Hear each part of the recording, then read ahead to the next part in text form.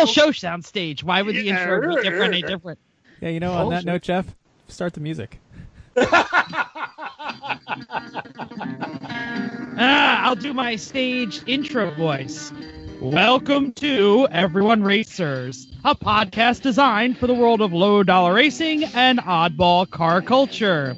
Whatever kind of La Champ or track dog you run, SCCA or NASA, we won't discriminate.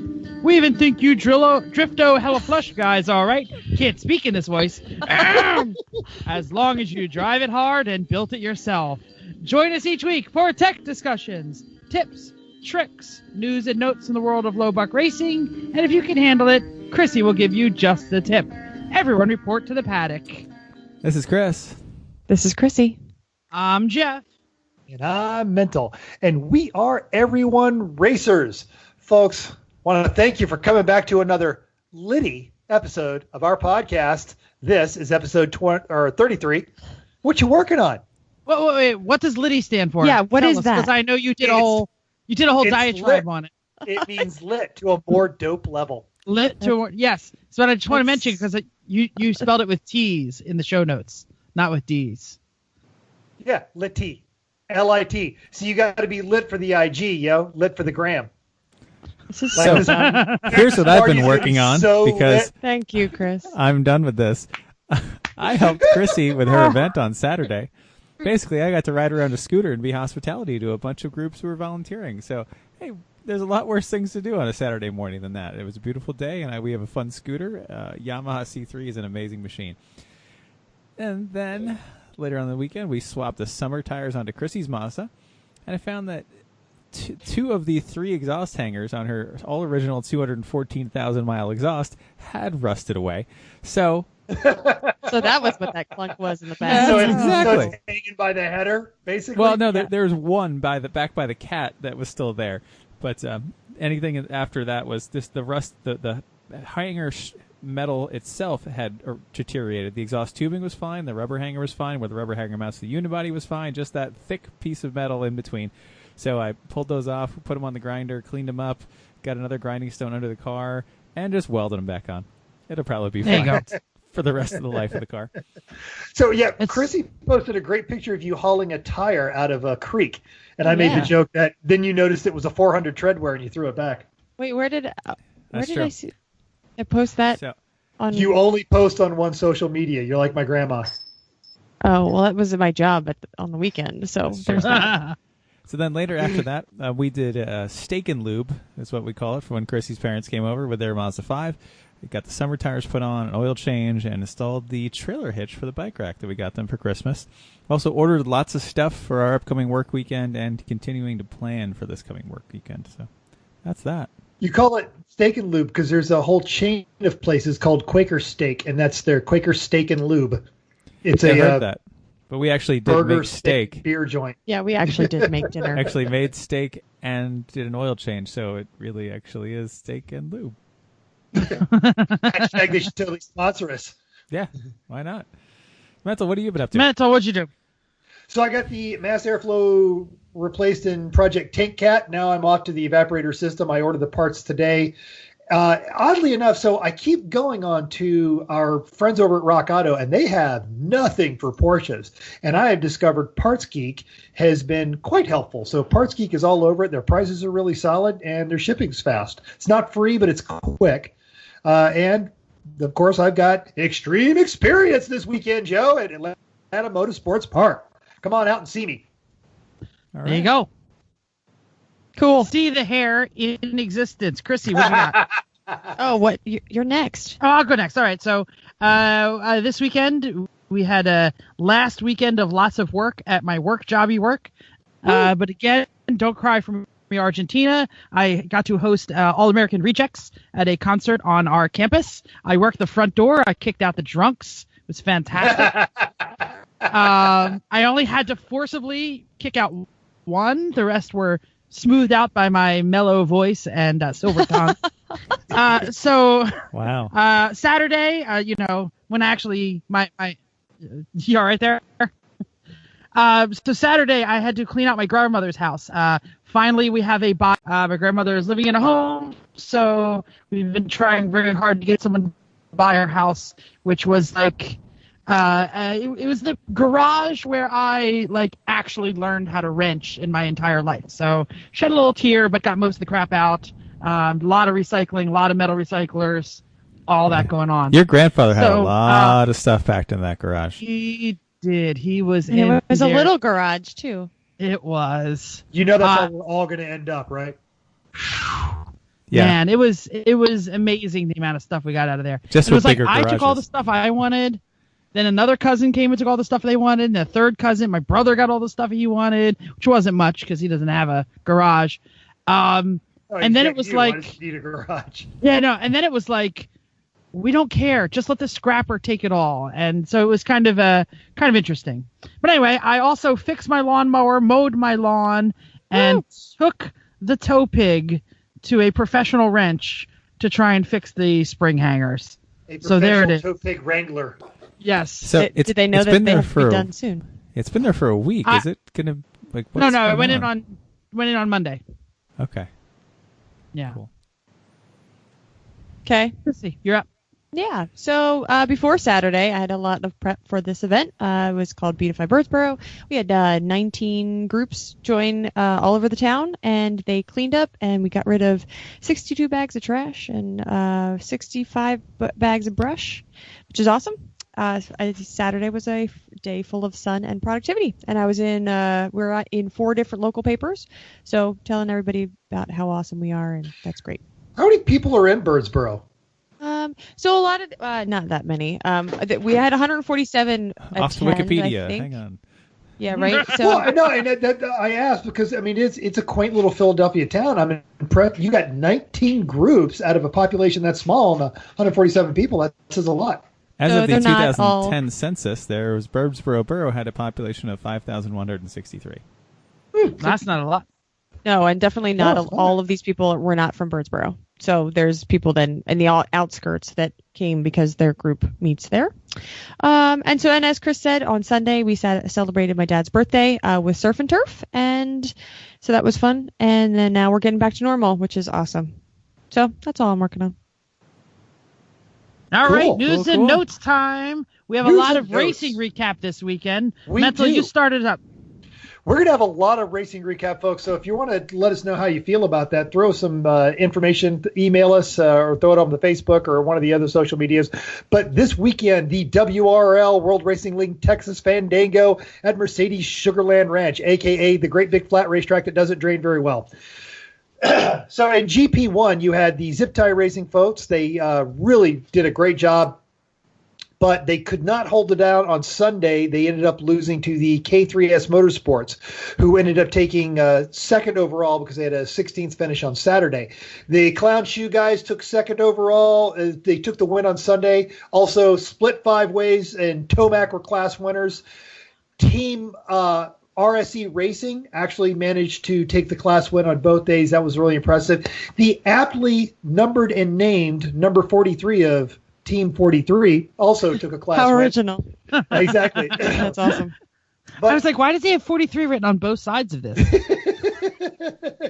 So in GP3, our friend Todd Carver in the Rocksteady Racing team, now they had 132 laps, and they got him 27th overall. They were the last teams that finished Sunday. Now they had 14th overall Saturday, which put them 6th in class. So I talked to Todd, and apparently they munched another transmission, which literally that car has been built for reliability, and the only thing that has ever sidelined that car both times has been a transmission failure. But he also mentioned that their fuel stops are really slow, and they're losing 2 to 3 laps with every fuel stop. And if they can get those trimmed back down, which is where he's going to focus his engineering efforts, they'll be back in the hunt, because they've taken an overall, and they've taken a first and second in class before as well. That is a multiple trophy winning team. What kind of car are they running? It's a Miata. It's a second-gen Miata. Yeah, fuel levels are tough on a Miata. It is, and getting it in there quick, and he just overbuilt that car. It is an anvil of a vehicle, so I was surprised to see that low finish. That's why I got a hold of him. Now, over in Charlotte, they ran the Roval with the Champ Car Racing radios 14 hours straight. Now, in the outside, or what they call the exception class, is basically the illegal class. You had the Total Motorsports Mitsubishi's, the one that are painted up like Cleveland helmets. Number 108.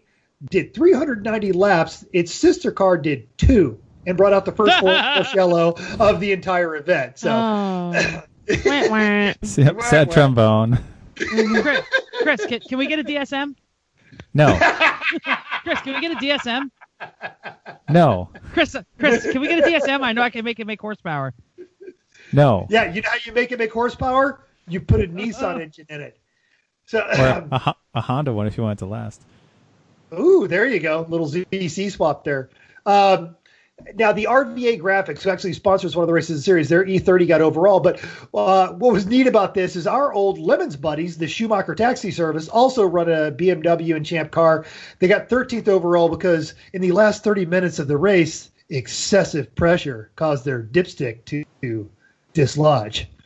That actually happened. They got great case pressure that launched their dipstick. That oiled down the track a little bit, and they had to pull it in. And our friends Darren and the old Squirtin' Coronas, they finished 20 and 21 in both of the Mercedes. The 300 got in the lead, and then that 320 was 21st. Simon Says and the Munich Speed and Engineering both took class wins as well. Do we know what happened to Darren? Or wasn't Darren? It was Darren. Yeah, no, I talked to him. Said they had a couple of things, and I was just wondering what kind of things, like crashy things or black flaggy things, or I texted him and I didn't. I don't think he listens to the show anyway, so it's cool. and by the way, it's an SLK. Nobody has a beard.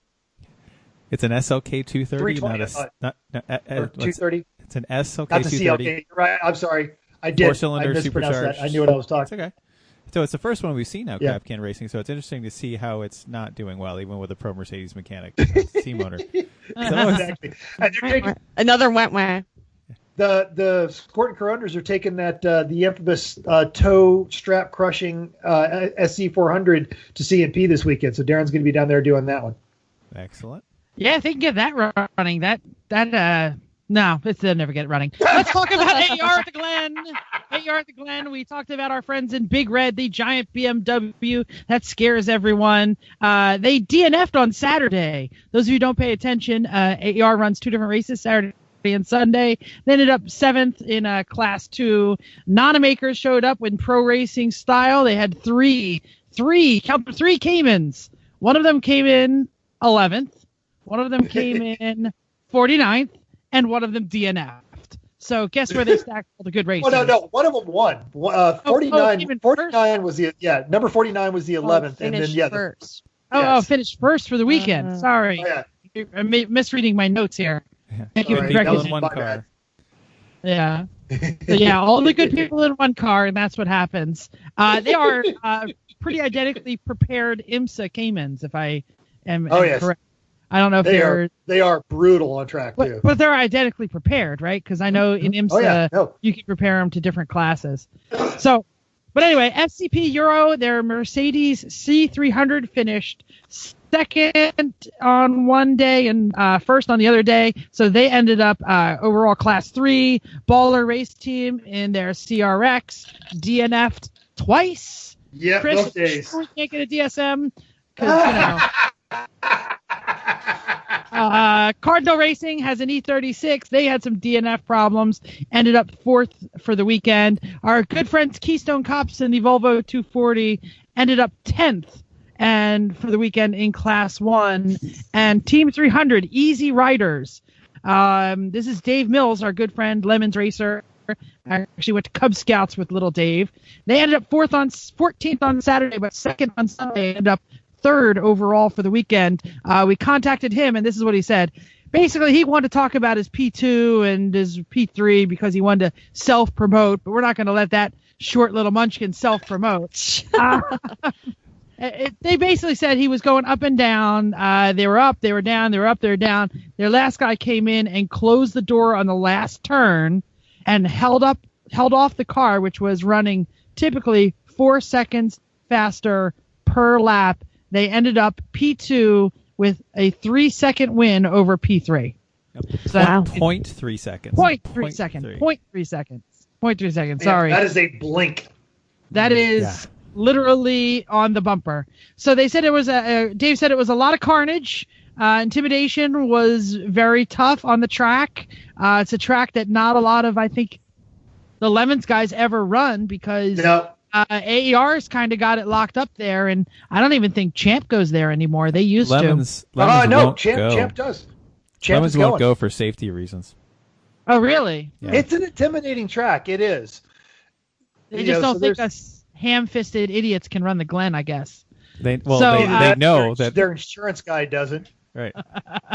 Yeah. So there was a GT Mustang which lost P1, having never been lapped the entire first day, and it ran out of gas. Yes. Oh, there's a sad trombone for you. that trombone Yeah, there. right? Wow. Who is their doing their gas estimates? Yeah, it happens, especially when you're running a big V8. Well, here's some happy news. Honda, who I just placed a very large order with Honda Performance Development yesterday and today, they are doing a very nice thing with all that money I just gave them, and they are teaching young people to drive a manual transmission. This is God's work.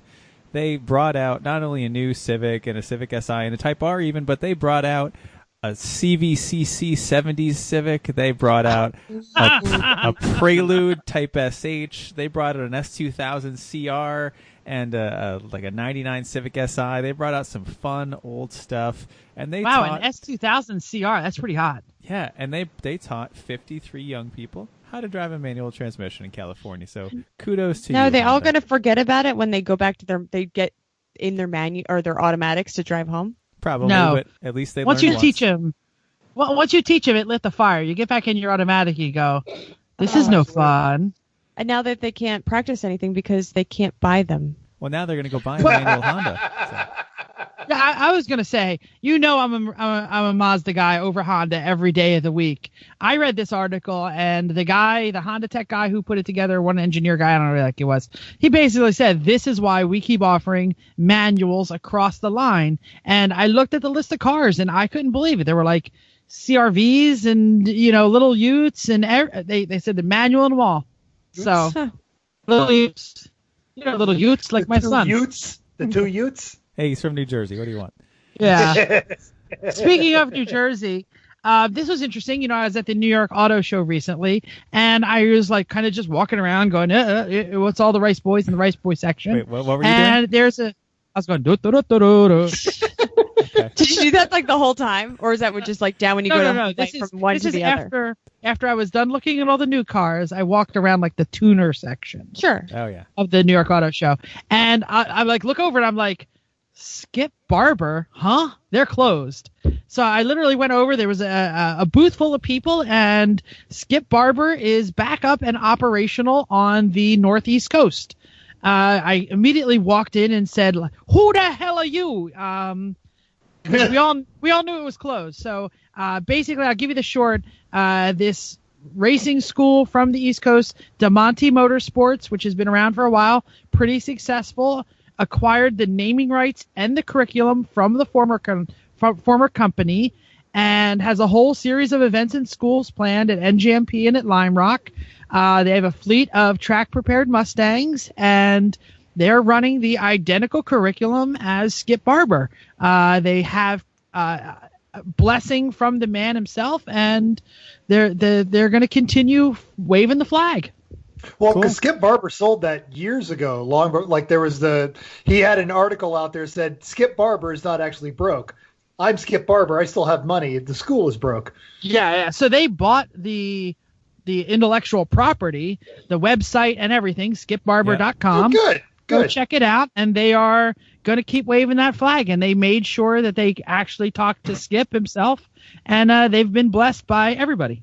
Hey, I enjoyed the 2 Skip Barber courses I took back in the day. I did the old Dodge 2-day driving school. That was fun.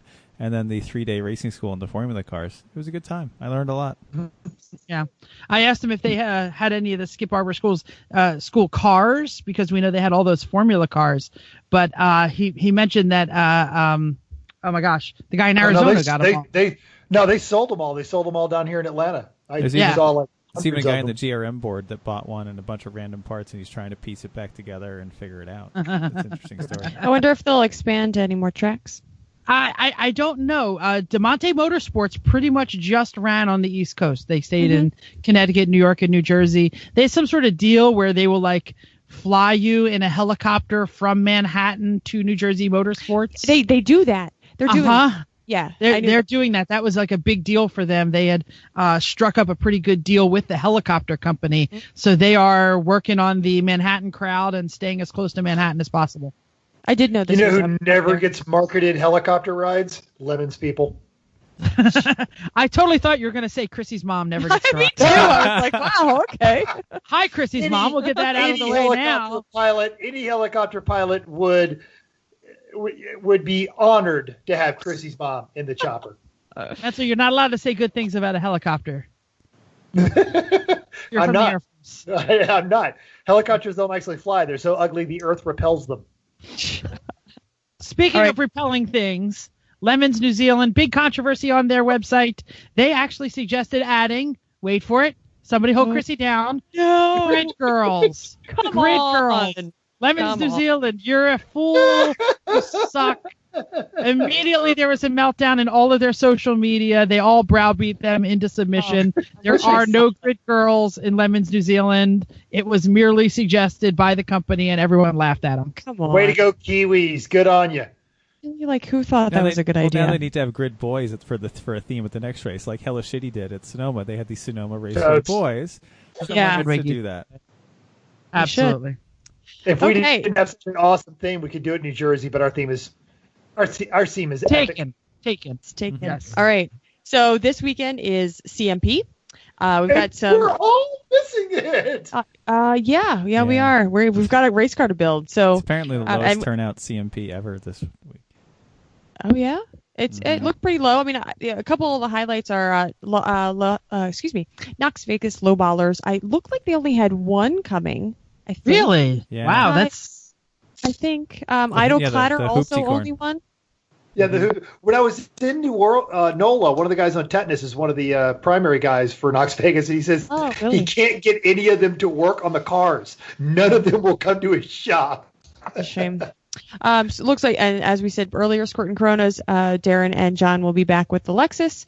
Terminally Confused are our BFFs, Curt and Kreger's, who are the best and awesomest. They'll be back with their Terminally Confused. Team Sputnik will be back with 30% more roof on their Sentra. Hopefully they make it there. And one highlight that I was not familiar with, they are going to have an 82 Starlet called Castrol is the team name. Wow, an 82 Starlet. I know none of you have really hung out in the import drag world, but that is a extremely popular drag car with a rotary. Yeah. Put a rotary in it and turn nines all day. 4GAE or whatever that 4G6. Nobody wants a crane block. But the Toyota Twin Cam, I imagine that is a really solid Class C car because it's going to get good gas mileage. Yeah. It's going to be reliable, and it's going to be slow. If it has anything close to a stock motor, it makes about 68 horsepower, so it's going to be a challenge in some of CAP's long straights. Yes. Yeah. So everyone listening to the podcast, take your fingers and put them about an inch apart and look at them. That's how big a Toyota Starlet is. These are little, I was like, where are you going with this? Facts.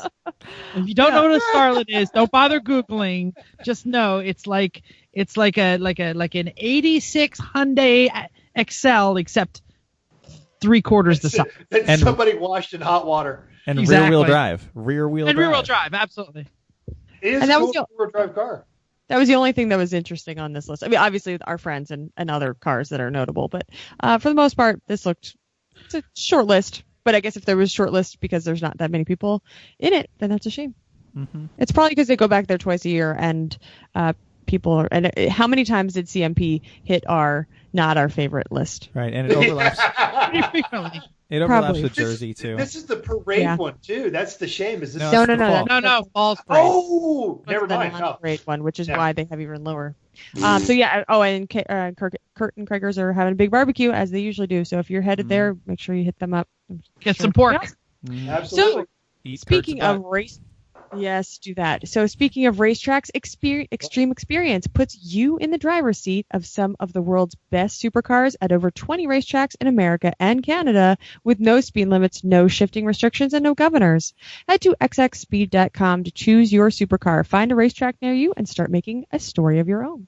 7 models of exotic cars and supercars for you to choose from, 20 plus tracks of a year-round location in NOLA, and pro instructors like Chris, Mental, and Jeff in the car with you, helping you explore the car's limits, figure out how to drive that racing line. Save 25% when you use the code EveryoneRacers, no space in between, at xxspeed.com to book today. Extreme Experience, it's your turn. Hi, Mom. Bam! We already said hi to your mother. Hey, It's in the notes. looking at the lineup for this weekend, the GTR's back, so XX is back in the Godzilla world. What else I like is on the there this GTR, but weekend? it always smelled like gas. Yeah. Let's ask what else is on for this weekend. The 48, they have, if you watch XX TV, they had to bring in like 4 extra Lambos from NOLA. So they have like 4 Huracans now. Audi R8 V10, the 458s are always a staple, and I think they're up to 3 GT3s. And they might have something else show up. When they were here in November, they had the Aston Martin. Wonderful car. Terrible on a track, but I didn't care. It's pretty just to look at. It's pretty to sit in. Yeah. Yeah, the seats are very nice. Very. Anyway, let's go on to listener feedback. Do this. Listener feedback. So Santiago Daniel Iglesias is all about the GM tow pig. If you guys saw on our Facebook, he posted up him towing his race car with one of those epic late 90s GM station wagons, because we were talking about our GM tow pig love fest. So thanks for that pick. But he mentioned that, Chris, you should stop whispering into the mic. Everyone else is great. Keep up the good work. And I was just wondering, is there something the opposite of a Twinkie? Because if I have to have a Twinkie, we should give you the opposite of that. I don't know what the opposite is, but last show, Chrissy gave me feedback at the beginning of the show and said, back up from your mic. So I did. It sounded like you're Here's what Chris was doing. So, sorry, That was Daniel. not the tube of mockery. Santiago, sorry. I don't have the tube of mockery. It's on the other side of the room. Yeah. Yeah. So anyway, My that's fault. why I was quiet. I agree, I was quiet. This week, I am sitting back closer to the mic. Hopefully it works better. Sorry. Working great. Everybody sounds Thanks. great this week. So just some people still wanted to keep talking about bad racetracks last week. So No Problem Raceway, Gingerman, more Button Willow stories, the Ridge and Thompson when they don't open up their facilities, but some non-lemons type stuff. Mike Showert mentioned that the worst facilities he ever ran across was the Speed World drag strip in Phoenix. It was so bad he actually leaned against a tree to take a poop. And then Sean Griffin talked about Sebring, and this is actually true because our friends Fat Crack Racing go down there to watch the race every year. It's spring break in Florida during Sebring. It's 86 degrees all day, and by dark you have to navigate around vomit-covered toilet seats and the explosive diarrhea. Oh, that Lovely. sounds. I don't want to do that. I don't. Let's get on to our main topic. I can't believe there was so much great response on our what tracks you love and what tracks you hate. Oh, but now we're going to talk about what you love to do and the people you hate. That's right. We're talking about cheating. Great Smoky Yunick has several quotes about blurring the lines. He says, as far as cheating goes, they'll never stop it. The only way it can be done successful, if only one person knows about it. He also said there's 2 types of raiders, cheaters and losers. So let's talk about what we've seen and what you've seen and what maybe you've done. But we really weren't cheating because Smokey also said you don't race cars, you race the rule book. I have to say we had a ton, a metric ton of listener feedback for this, and we're not going to be able to get it all. We're not going to get to it all. Worst racetracks. Absolutely. So keep writing that feedback. We are going to try and get as many in as we can. I don't even know where to start, but Chris, why don't you start it up? Well, I'm going to talk a little bit about stuff that we do that's definitely cheaty. We are spending money. It is not in the $500 budget, and I am totally fine with it, and here's why. It's all that while you're in there stuff so that I don't have to go do it again, really. That's what it comes down to. I don't want to do this project again. So, examples. We're using Honda bearings instead of the ones on clearance at Amazon that may or may not fit. Having a machine shop actually do a little work and setting clearances and stuff instead of some Harbor Freight calipers and a piece of 80 grit and saying, "Oh, it's good enough." We have to, but we're at home. We can do the little right way. Other things like when the gearbox is open or something's wrong with it, put in a couple new synchros if they look bad. Put in new bearings. Make sure that clutch is good. Like, put all that stuff in so you don't have to do it again. It doesn't break in the middle of your race weekend and wreck your weekend. And it's for your time. None of that stuff is really going to give you an advantage, and that's the biggest thing. Also expensive fluids. The stuff we put in our transmission is $25 a quart, but hey, it helps keep the transmission together. So all this really, it is money spent. It is cheating technically, but the end result really only is that things work, and they continue to work, and you save time and money in the long run. The only competitive advantage is not breaking as often. So I'm happy to say that that's the kind of stuff I do cheating. And that is really what we're talking. Now, we began with this discussion because we are Lemons racers, and Lemons rule book does not say a lot. And it's really more about on purpose, but it's really more about the essence of the rules and the understanding. Nobody actually wants to know if you spend $500. They just want to see that it kind of looks like it's a piece of crap, and bring us something interesting, or you're going to be ignored. Go ahead. Some good feedback we had from Brandon Powell. He says, "I think the best thing Lemons does is treat a burning desire to win as a problem to be solved rather than a treat to encourage." I love that comment. That's a great line. As far as I can tell, they love innovation as long as it's applied to make really terrible cars merely awful or interesting. Well done, Brandon. So true. Brandon also pointed out that innovation that is used to beat him is cheating. But innovation to make his car run is not cheating. Right. Yep. Oh, like man. Anyone on the road that drives faster than you is a maniac, and everyone that drives slower is an idiot. So, yeah.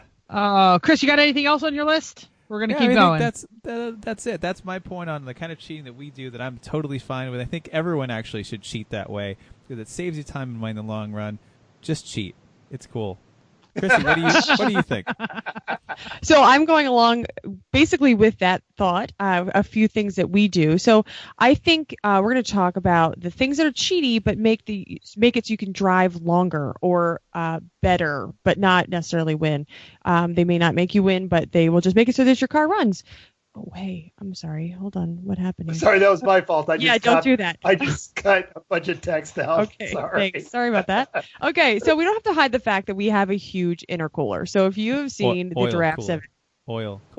Oil. What did I say? We have a big you said intercooler. We have one of those too, but the oil cooler is the one you're talking about. I apologize. Oil cooler. The notes moved. It threw me all off here. Okay, so if you have seen the Giraffe Civic, you'll notice that one of the headlights has been replaced by an ugly, tiny radiator-looking thing, which is nicely cooling our oil. So the airflow didn't work well into the engine bay, and we tried to move it around a couple different places, and then Chris replaced this. How many of the oil coolers did we buy? 2, 3, 4, maybe. Third. I think it's this is our third. Yeah. Yeah. Well, you bought a couple that didn't even make it because they didn't fit, but and you did precisely the right placement for it. But now it's permanent home, so it makes our oil nice and cool, and so it's cheaty, I guess, but it makes us run. It was an expensive oil cooler, but it keeps the motor together. So yeah, dang. And we need it. So I have some feedback. So Jake McDonald said, my interpretation of the rules is typically this. If you don't expressly say I can't do something, then it means I can. It's not cheating if you find a loophole. Directly circumnavigating the rules or bodging something to look legal is actually cheating. So I like that. Thought it was... And the picture we put up was of the great Smoky Yunick as well when we were looking for this feedback. And that spawned an entire conversation about Smoky wasn't a cheater. Smoky was a rule book reader, and there's legitimacy to all of that. Yep, absolutely. So another item that that is necessary, but when upgraded, it could be considered cheating, is getting a bigger radiator. So it's stock one's going to work probably, sure, no problem. But on those days when it's you're running the whole race and it's hot or something like really hot, when it was like Thompson, or when you're in traffic, we found this a couple issues that if you're in traffic, airflow's at a minimum, you're not getting enough in right where you need it to be in the engine. A bigger radiator will be able to help that keep your engine cool. Anybody? Very cool. Nobody's interrupting me. This is No, weird. We're trying. It's good. Sorry, we're and you know, Chrissy, you're part of the team. We're trying to encourage you to do this. Oh, thanks so much. And it's true. In the Civic, we fit the largest radiator that could physically fit into that car, and it's there. And the Ombre, the other thing is find the similar cars to yours that have different options. Like a Honda trick is instead of the Civic radiator, you get the one from the automatic Integra with air conditioning. That one is apparently the biggest one you can find, and it fits right in the stock, and you can get it for cheaper, for example. Yep, air conditioning and automatic radiators are always larger, or tow versions. Yep. You know, like in the S10, we got Just like tow the heavy package. duty one from some random, like a Bravada or something. Who knows? yeah. That's always that you can tell the new teams are like, oh, we're totally going to mill these heads. We're going to get this cam. It's going to make all this power. We're going to do this. And like all the old teams are like, we're going to leave the engine alone. We're going to see how much cooling we can put in there. Is there a way to get What else oil can be in cool? the engine? You know, yeah. What can we just reduce the stress on? Make Sure. it last. Good call.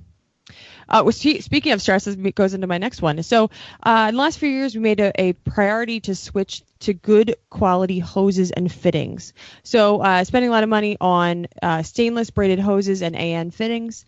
It was I was in the car in New Hampshire a few years back, and I was coming around a corner in 2A, and for some reason, all of a sudden, the car filled with smoke, and it didn't dissipate quickly enough. So I looked at my gauges, no oil. So I managed to shut the car off in time before the extra large emergency light came on, which was great. And so then when we got back to the paddock, we found that one of the rubber oil lines split between the remote oil filter and the oil cooler. But I want to say that wasn't a place that we would have not caught in your check. Is that correct, Chris? No, I probably wouldn't have caught that because it was in a blind spot, upside down. And the hose separated in a way I've never seen a hose separate. The outer part came away from the now I remember reinforced this. part. Yeah, it was a really weird thing, and I would never have caught it. So by putting on that braided stainless stuff, yeah, it was expensive, but all we're doing is keeping our motor alive and not oiling down the track for everybody else. So, hey. Hence my next line. So that's great. Sorry. That's okay. Yep. So these are expensive, but it's better racing for everybody. And some more feedback that we have is Dave Carter said, I've never seen any cheating. A little favoritism, a little seniority. But to be fair, I think the judges are very adequate to weed out the issues. I love lemons. I like his comment. Thanks, Dave Carter. He's clearly talking about us. Favoritism, seniority. Oh, What's he talking about? And he's clearly not looking very far to not see any cheating around in the Lemons paddock. Here. It must have been late on a Saturday night.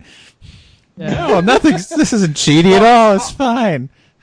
Our vision all gets really bad depending on who's got first shift Sunday morning. Our vision will get pretty bad on a Saturday night. I don't know what causes that. Fumes. Mental, you going next? Or, It's all fumes. Sure. So here's you can cheat before the race, you can cheat during the race, or you can cheat after the race. Now, if you cheat before the start, that's where you're coming in to install the parts. If you try to cheat during the race, that's what Jeff talked about last week of, well, there's a grassy patch right there. I'm just going to cut straight across the track. Or didn't we pit one time on the sensor line for the transponders that we were turning Yes, we 0.03 second laps? Yeah. That was fantastic. We shot up to the front. We're like, hey, how do we win? It was the TR, wasn't it? Yeah. Yeah. It was so Oh, totally it was in like intentional. fifth or something. You guys stupid. radioed me, and I was out in the boat, and I'm going, yeah, the TR's in third. And I looked up at the big scoreboard in New Hampshire and said, I see that, but it's wrong. Like, something has They're gone not. terribly wrong. It's Oh, I like that one. I forgot about that. That's good. So there were some suggestions also in classes that basically judge you by a lap time. It's theoretically possible to program two transponders to the same code and switch from the front of the back of the car when you want a sailing lap to get you to the front of the line on that one. But I read that and I said, wow, that's deep. Right? Because This is like you've tried hard. You're trying hard to cheat is what it comes down to. How much faster is your rear bumper than your front bumper? Like, that's really what it's about. Like, Yeah. Well, there was an excessive discussion about being able to launch transponder from one end of the car to the other on Slip Angle podcast, and Jeff Brom was on Ross Bentley talking about the same kind of deal. And one time, what his crew chief, they needed a 0.2 second advantage, walked over with a message board or a clipboard, and as he showed it to the driver, conveniently dropped it down in front of the timing light and set it off about half a second beforehand. So that kind of stuff. But one of the things I always try to tell my students is just because you're smart, don't assume everyone else is stupid. And like most young Lemons people, we're like, oh, we're totally going to get this cheaty Miata through. One of our first race cars we ever built. Now, they were legitimately cheap Chinese eBay coilovers, but we rolled up to tech inspection. Jay Lamb, who I just met for the first time ever, immediately flops on his back, looks underneath the car, and goes, "Hey, where'd you get these coilovers from?" Because he's a spec Miata guy, and he was looking exactly for that kind of stuff. So I wish I'd gotten this piece of advice from a, quote, Chester Whipple filter. And he said, that is not his real name. There are air quotes around those. He wishes he could be. That could be his real name, though. So start with a standard, make new parts look old. And I'm guilty of this. We have left stuff out in the rain to get a little surface rust on this one. So you had a recipe to make brand new shiny Coney yellows look like decade-old OEM. So you get a wire wheel and a grinder to yank off all that yellow paint, spray paint them matte black, and then roughly sand them to show some bits of bare metal, and then rub some Play-Dust all over them, let them sit for a couple days till they start showing like they're rusty. And he always had like a bag of the dust at the Burning Man every year for this purpose. And after a couple days, then you sloppily repaint them with Plasti Dip, and it makes all that paint look blistered and old. It always worked and never got dinged. There's the subtle art. Oh, Chrissy, you have some input on the. Oh, no, I just think or the other option is you go to sit on the front of the car, and when it doesn't move, then you have new conies. We have this problem all the time. So I don't know, making them dirty and you've done half a day's work to make them look bad. Or you just know, do they work? Because that's what you do with suspension. You just push it down a little and it doesn't come back up. How many times do you see Steve McDaniel run over and just land on the fender of a car and goes, "Yep, that's cheaty." Yep, that's cheaty. Right. And then you wait, you push it, and then you watch everybody's reaction to wait for Or if you get one of the bouncy cars, you get one of the bouncy cars. Steve goes and sees. You're looking at the facial expressions. Yeah. Right. That's the thing. So sorry, Chester Whipple filter or whatever his name is, but you're wrong. Yeah. Now, in AER, they throw around the term sandbagging a lot, but I think AER has done a really good job of they watch and they'll reclassify you mid-race. We actually almost had this happen to us because we had a pro IMSA driver who had won the 24 Hours of Daytona just get into our car and be 3 seconds faster. Like, you sandbagging? We're like, no, we wish we had that kind of talent. I wish we could drive here. I can't. And then one of us got back in the car and they went, okay, yeah, all right, you guys just suck. There's the non-subtle stuff. One of the teams I've run with got tired of messing with junkyard motors, went onto the JEGS website, ordered a crate motor, called Steve McDaniel and said, I'm going to be cheating. I'm tired of this crap. And just, pressed right through to that one. Champ Car will actually impound the podium cars and they check the logbooks. And I've seen this happen a lot. So the rule there is cheat all you want, but don't win. And that falls into some interesting stuff about getting caught cheating. Jimmy Johnson was accused of intentionally damaging his car burnout because everyone said that the rear clip was not standing. Mental, you're clipped out. Did we lose Mental? I I actually know this story, but Jimmy Johnson actually won a NASCAR race and then intentionally, in air quotes, during a spin out, ran the rear of the car into the wall so that they couldn't measure his wing, which was supposedly just a little too high. Yeah. So there's a lot of... So it was impossible to do. Hey, you're back. Mental, we lost it. Oh, no, he's gone again. Oh, man. Yeah, so, you've been gone for a long time. We finished up that topic. So you can go on to... Carousels in Winter Circle. Yeah, no, we finished the Jimmy Johnson story, so keep going. WRL power weight classing system. All right, so now WRL runs a power to weight race. They go with the skinny rule book mentality and strong judges, and they run a weight classing. But again, Chester Whipplefilter mentioned they had a tricked out car with all kinds of power, and what it also did is they had a flash programmable ECU with a remote dongle that if they ever got pulled off the track and sent to the dyno, their crew chief could disable from his phone and put it in crippled mode so that it would turn up legit. And here's a couple other good pieces of advice. Wait, can I just say something here real quick? Chester Whipplefilter, whoever you are, I don't even know devious bastard. Seriously. That is some serious cheating. Hats off to you, my man. Yeah. Wow. There's some other good pieces of advice about if there's a weight thing on there, when you come over to do your post-race inspection on the tires, you conveniently leave your toolbox in the back of the car. There's a couple of other little sneaky tricks that you can pull if you're going to cheat after the race. Full of gas, put the cool shirt cooler in with all of the fluid in it. All of it. Yeah. Jerry Ringel told us to do that. You make sure you weigh that car fat. Yep. It's crazy. Jeff drives it, Now, Jeff, you've got some thoughts on cheating. Yeah, I do. I'm gonna start by saying there is cheating and there is good-natured cheating in the world of lemons and other low bucks, small rulebook series. A single part or a single mod may not be specifically allowed or not allowed, but it's all about the spirit of the build. I'm pretty sure Champ Car still runs that you report all of the things. You voluntarily report how many mods you have. Now, if you're modding things and not reporting it, that's going to give you a tremendous advantage. You're a jerk off. But if you're modding things and you're like, man, we're like 1 point over, let's check this box instead of that. But hey, no one's really going to care about that. But how you're hiding it, this is where good-natured cheatonium can be found. Tom Newman, who we run with a lot, he runs AAR, he runs Lemons. He said cheating is such an ugly word or expression. It's divisive and unproductive. What we're really talking about is exploiting a competitive advantage, not specifically in the rules. So I'm going to talk about a couple of things. That's a Smoky Yunick quote. That's a Smoky Yunick, sure. Yeah, I'm going to talk about a couple things that we've also been reported here. So there's a team out there which asked not to be identified. We're going to call them the Clutching Casa Nostra. And they run a Honda very similar to the one we run, but I swear it's not us. And it's not the fastest Honda in the world. It doesn't have a K-swap. It doesn't have a B18. It's just a run-of-the-mill Honda, sort of. Because, you see, I have it from an insider that there's some magic in their transmission. It's hard to pronounce, but it's a great Scrabble word. It starts with a Q. You never have that many letters. Yeah, to be able to do that one. Lots of F's. I think it was like a 22-point word when I checked it out, and queefy. I don't know how to say it. Queef. But anyway, queef. Yes, it's a queef.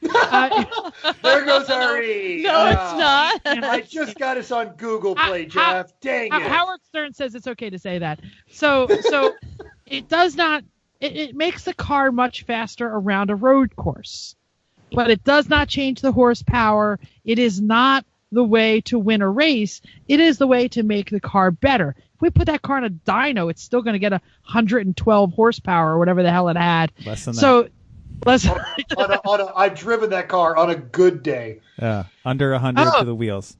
Yeah. So this is a great cheat, in my opinion, because it really isn't cheating. It's not against the rules. Yes, it's a somewhat expensive part, but no one can see it or no one can detect it, and the car is still ugly, and there it is. And so I was talking to a guy with a B18 who in a Honda.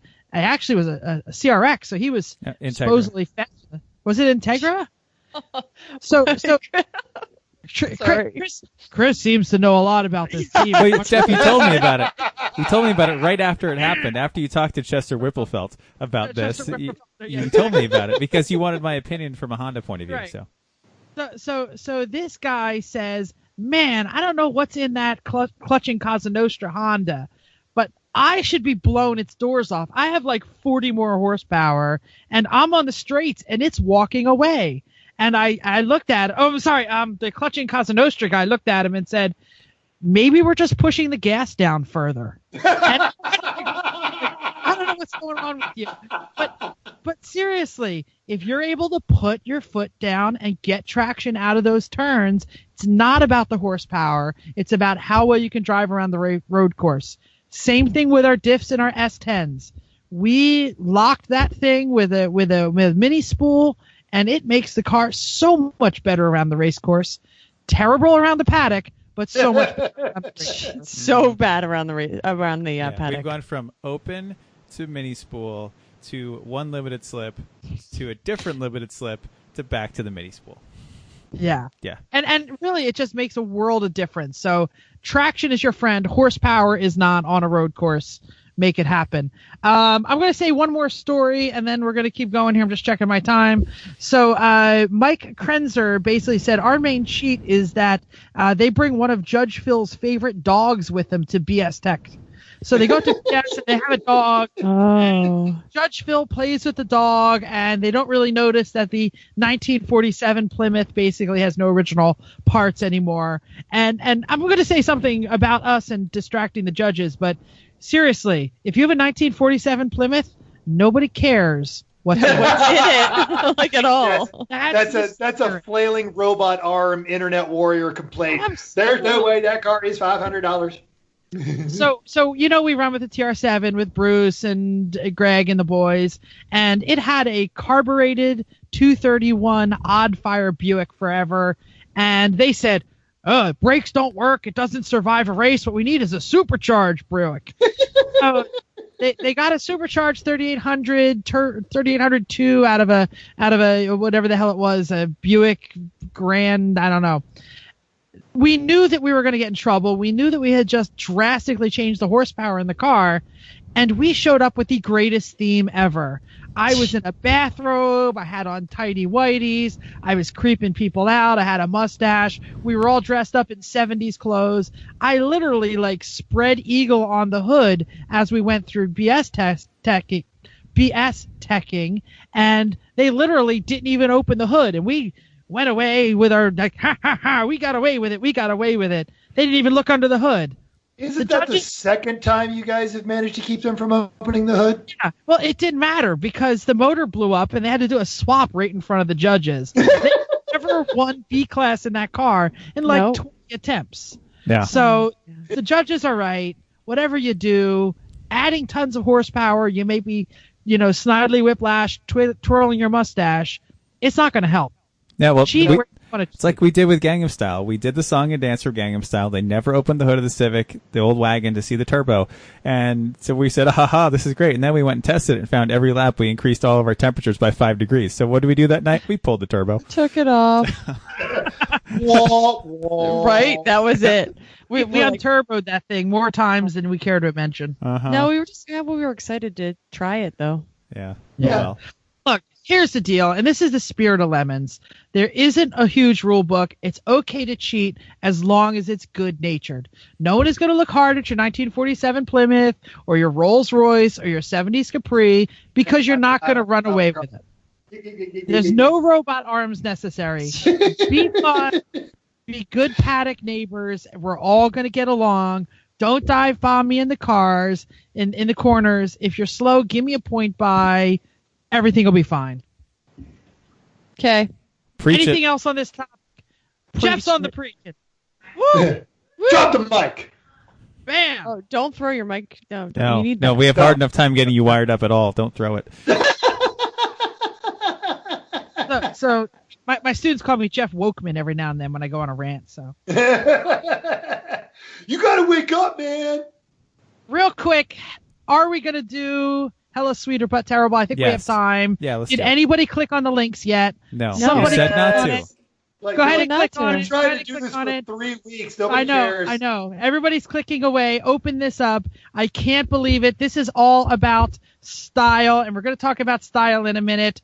I have found in my parking lots of my college several cars, all of them Civics, by the way, that have giant white letter tires. I'm gonna trump you. I've got better versions of it than I have seen. Tell the stories.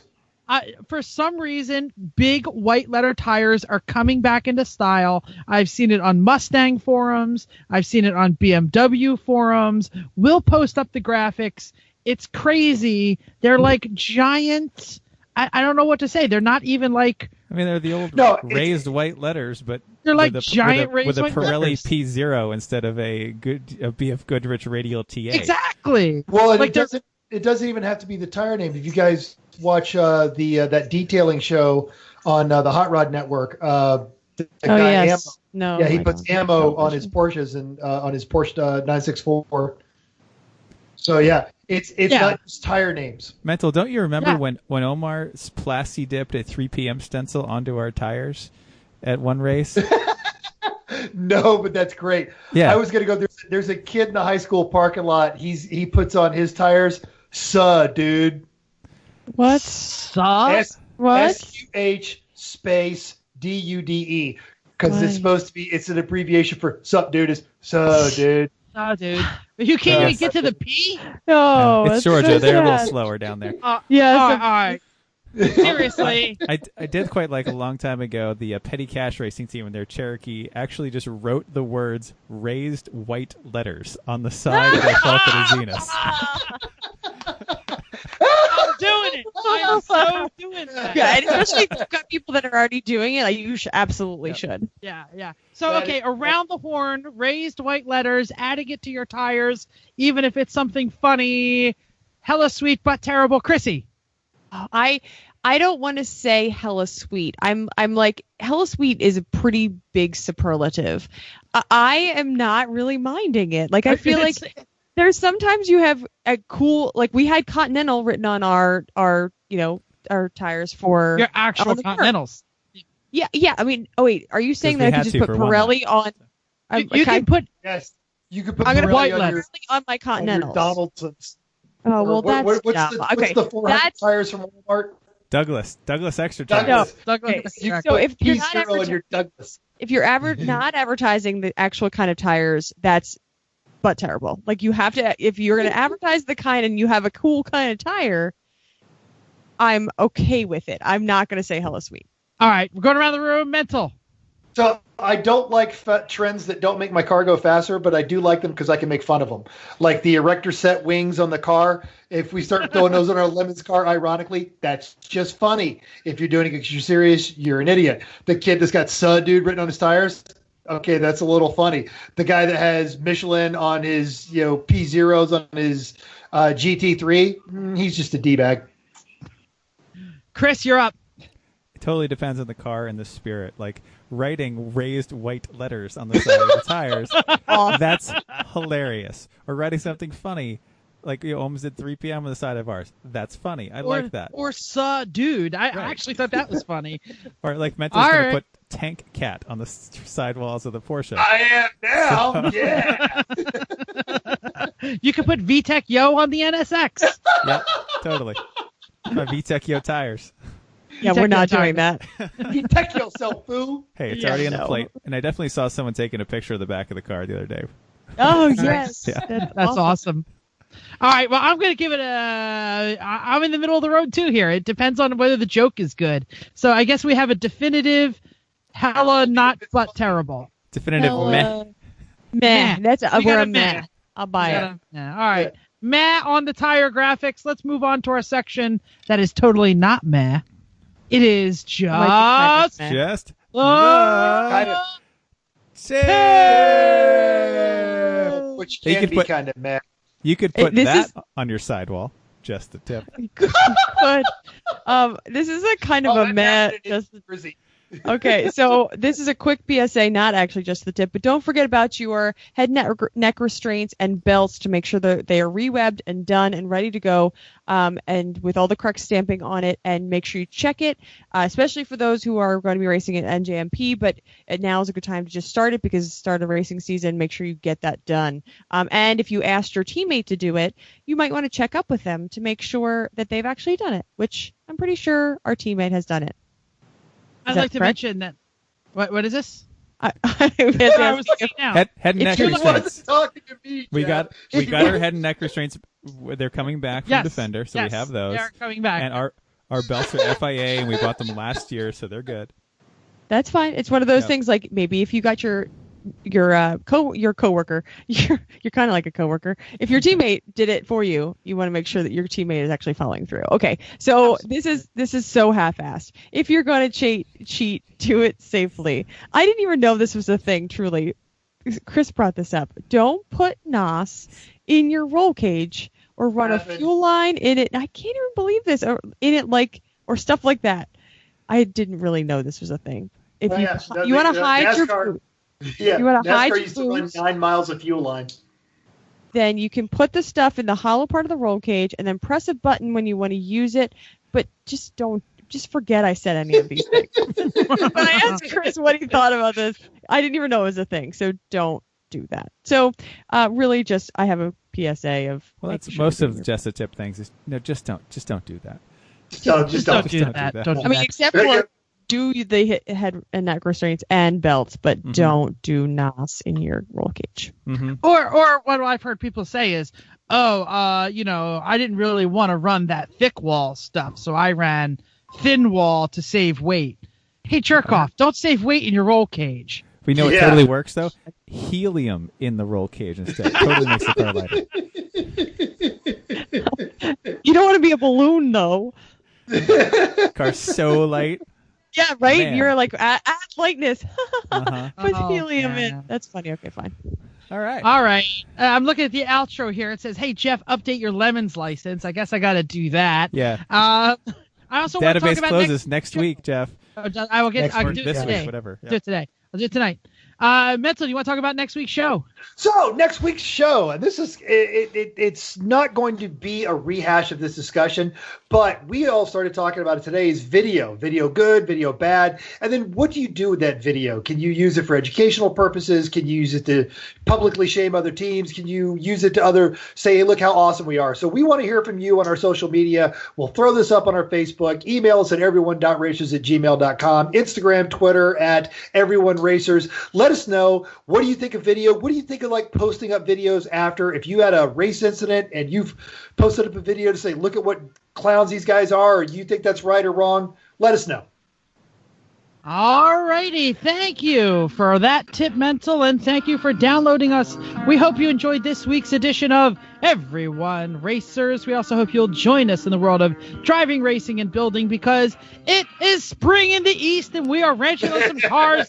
Damn you, we are ready to race. If you enjoyed this podcast, please subscribe on iTunes and Google Play. I didn't know you could get podcasts on Google Play. I just basically hit subscribe on the old Android there.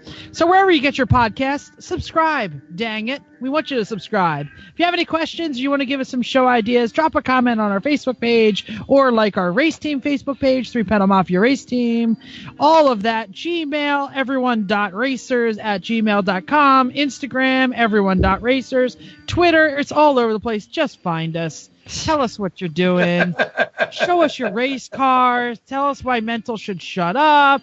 Chris should get louder.